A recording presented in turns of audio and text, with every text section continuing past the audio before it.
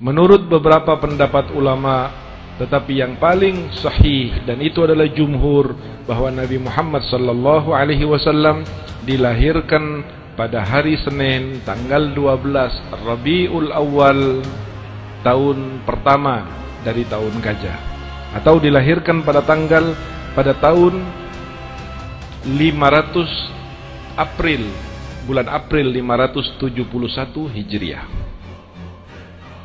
Dilahirkannya Rasul sallallahu alaihi wasallam persis di tahun di mana pasukan gajah Abraha datang untuk menghancurkan Ka'bah. Abraha yang disebutkan bahwa dia berasal dari Yaman, seorang raja yang merasa cemburu dengan adanya orang-orang di sekitar Jazirah Arab setiap tahun datang ke Makkah untuk melakukan ibadah haji dan tawaf di Baitullah. Lalu kemudian dia membuat Ka'bah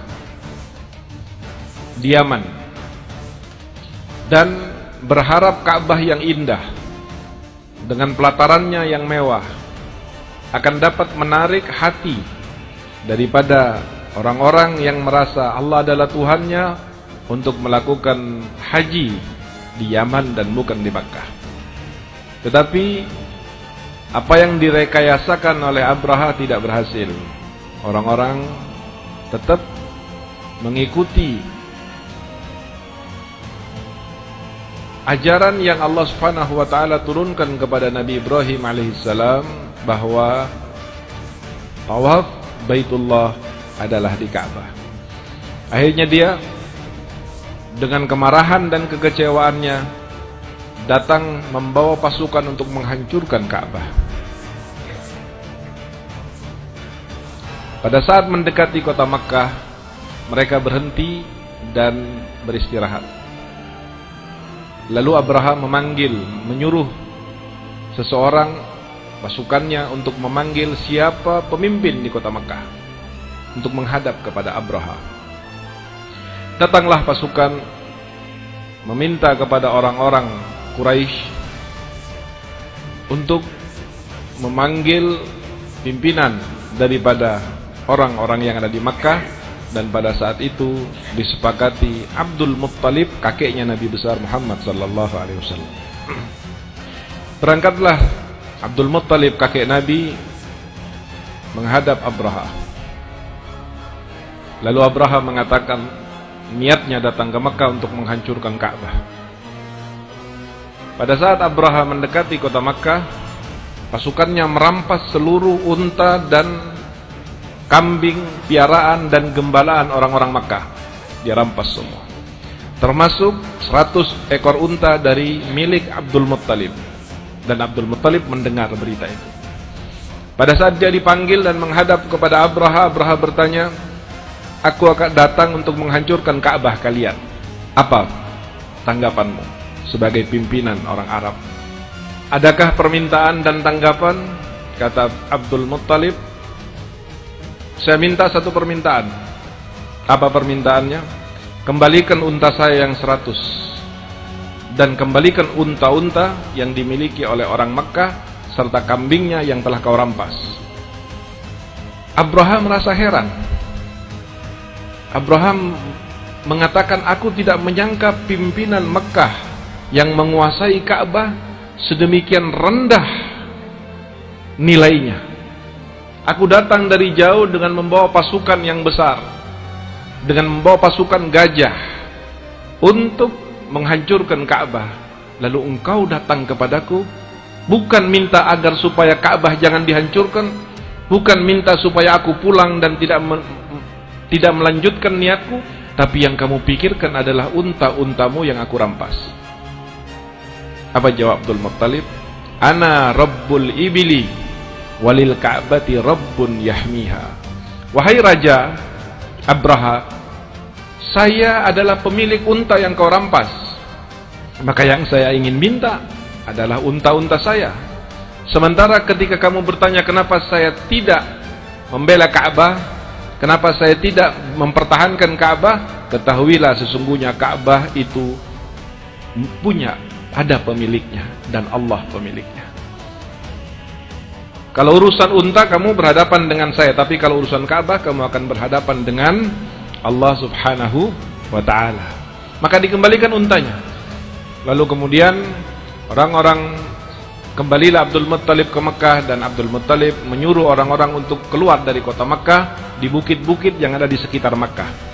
Karena Mekah itu sendiri adalah lembah. Mekah itu adalah lembah di mana kanan kirinya dahulu itu adalah bukit-bukit. Walaupun sekarang sudah diratakan untuk bangunan dan sebagainya, perluasan Masjidil Haram, kalau dulu Ka'bah itu, Makkah itu adalah sebuah lembah yang dikelilingi oleh bukit-bukit di sekitarnya.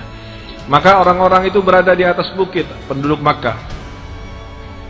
Abraham masuk dengan gajahnya yang paling besar, dan dia langsung menuju kepada Ka'bah.